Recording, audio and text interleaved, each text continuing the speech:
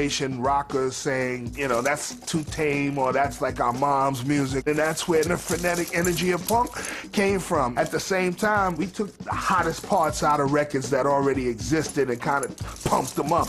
And you know what I mean, that adrenaline that created hip-hop up in the Bronx. In '77, we went to this big rap show in the South Bronx. It was completely a new thing to me. There was no separation between the audience and the stage. Everybody was just, you know, running on stage and doing a few lines and jumping back into the crowd. It was just like so exciting. It was great. And I was the first to invite the punk rockers, the white people, who wasn't nervous to come to a black Latino area and party with the people. Most people thought it was going to be chaos, racism, fights and everything. When we put that music on, the music took control and became universal, and everybody just partied like we was partying on the mothership. '77 is when hip-hop started coming into its own. Because at that time, you used to have the DJs battles in the parks where both groups would play at the same time. And it'd be like a sound clash, and whoever had the loudest system would overrule. In '77, you know, Wiz, he goes and he starts, you know, and sets up a battle against Bambaataa. Now, it wasn't me, because Wiz is always the one like, yo, let's go battle them, yo. Let's go get them, let's go battle them. Back in those days when you DJ'd, you know, there was a lot of player hate, there was a lot of animosity, you know what I mean? And they wanted to get at you, and they would talk a lot of trash, you know what I mean? There was a lot of trash talking back in those days. I mean, that's part of hip-hop too, you know what I mean? We come in there with the most equipment that we could find, piece together, you know what I mean? Odds and ends, speakers, you know, from here and there and everything, and we think we're ready. We go in there. So I have the nerve to put on We Will Rock You by Queen. So I put it on, and it comes on, and it's like, doom, doom, cha, doom, doom, cha, doom, doom, cha, doom, doom, cha. Audio, make noise, in the trees, you know what I mean? I'm here like Mr. Biggs, who was an MC for Bambaataa, got on the mic and bellowed, Casanova, turn up your system. We can't hear you.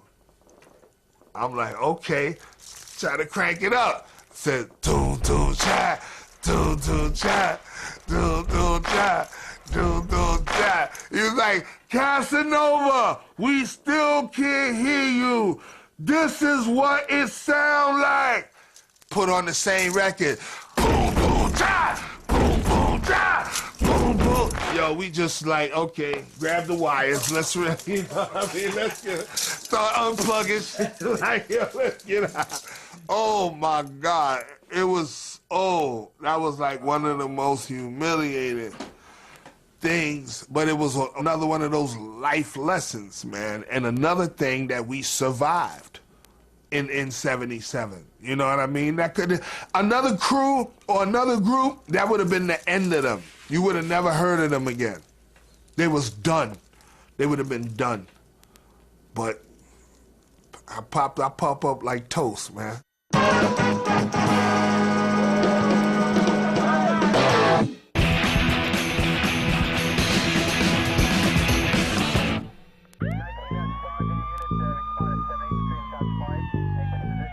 Columbia University co-ed Virginia Voskerichian was gunned down in March. The killer police are looking for is called the .44 caliber killer because of the weapon he has used. A modern version of the old .44 caliber pistol used in the days of the Old West. I remember driving around, you know, with my friends trying to look for this guy because everybody wanted to catch this guy. I mean, everybody was looking for him. We didn't know what we were looking for, but I knew 3 people who got shot. I knew somebody who died, and I know 2 people got shot. People were in certain areas afraid to be out too late and you know, self-imposed curfews and people carrying weapons who never carried weapons before. For New Yorkers, it has been heart-wrenching watching as the city copes with crisis after crisis. I know what it is to walk around in my childhood without any problems and happy-go-lucky and go where I want, but no longer like that. You have to look over your shoulder, and I find people, when you're walking, people just look over their shoulder. With a serial killer on the loose, crime has become a central issue in the campaign. A recent poll shows that Congressman Ed Koch and his tough stance on crime has moved ahead, while former frontrunner Bella Abzug has dropped to a distant third. The city was in the dumps. It needed law and order. And Bella was more about, come on, let's be nice. And Koch was more about, if he comes into your neighborhood, I'll smash that son of a bitch. That was an era of survive and enjoy yourself. And Studio 54 was this unbelievable island where nothing mattered other than feeling good. The person that helped start Studio 54, a woman named Carmen D'Alessio, was originally a loft member. Then she went to Steve Rubel and Ian Schrager, who were actually doing a party at a place called the Enchanted Gardens in Queens. When they saw the project of the studio and I, with my enthusiasm, described what I envisioned, they got enthusiastic and they decided to go for it. 77 was the year that everybody wanted to learn to disco dance. They wanted to learn to do the hustle. They wanted to get into Studio 54. They wanted to be part of that glamour.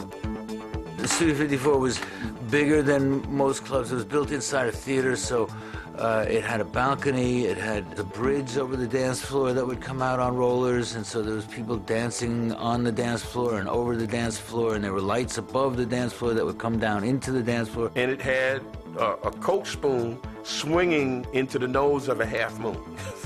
It was like part of the design of the club. Any idea that would go through my mind to make it more spectacular, they would go for.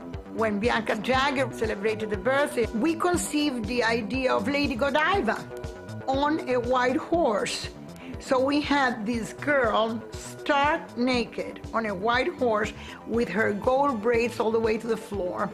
And then Bianca got so enthusiastic about this that she just jumped on top of the horse and went around the dance floor.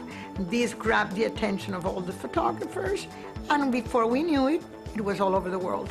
You never knew who you were going to see in the basement of Studio 54. I remember once, I hadn't really paid that much attention to the person that was sitting to my left. And the gentleman next to her tapped her on the arm and turned to her and handed her a joint.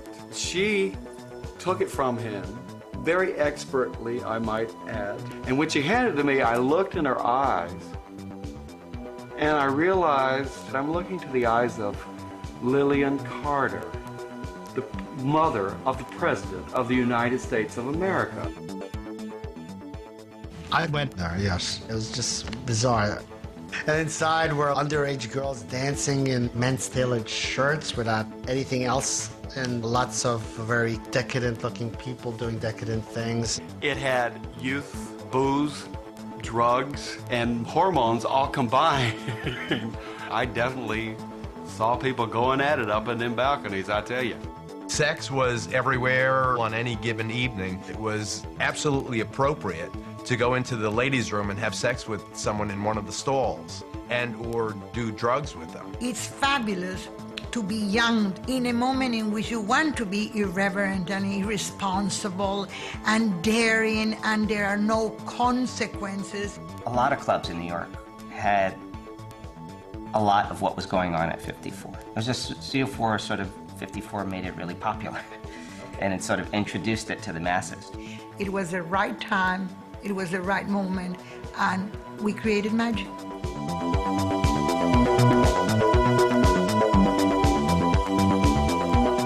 We were dead set against disco at Punk magazine. In fact, John Holmstrom wrote Death to Disco in the first editorial of Punk magazine. But now I listen to disco and it doesn't sound that bad. You know, it's like, ooh, how do you like it? How do you like it? Yeah. You know, I'm sorry.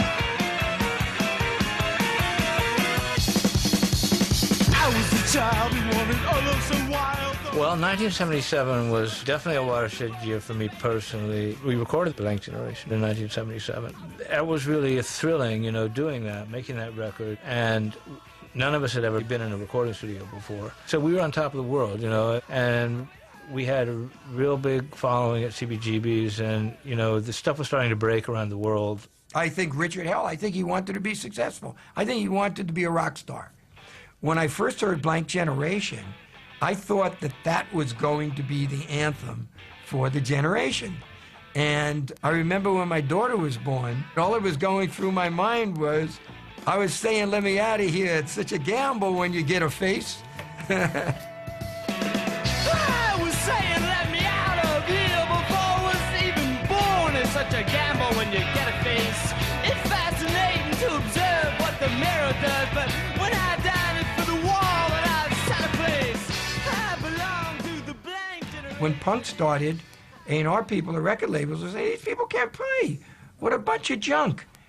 All of a sudden, a song starts selling in Australia. And it was a song called In the Flesh. That was the tip-off that there was something happening.